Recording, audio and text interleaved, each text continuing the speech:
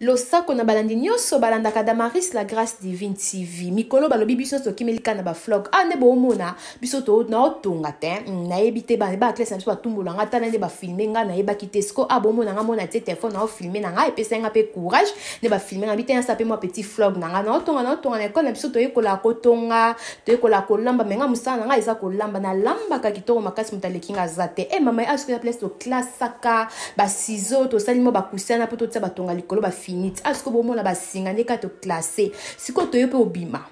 bomo na kaneza la kana otambola to bimi déjà école to tambola siko to so tambola to koma akate to koma akate wana ni sentir te kwanga makasa eza kwanga ote toke sambolimba la sima toke to koma akate to koma akate mindela bato ba changer démarche nzambe ba porter nga plainte so ba mimonia ba so toke yo koma ewo bis na nga pe yarate eye mama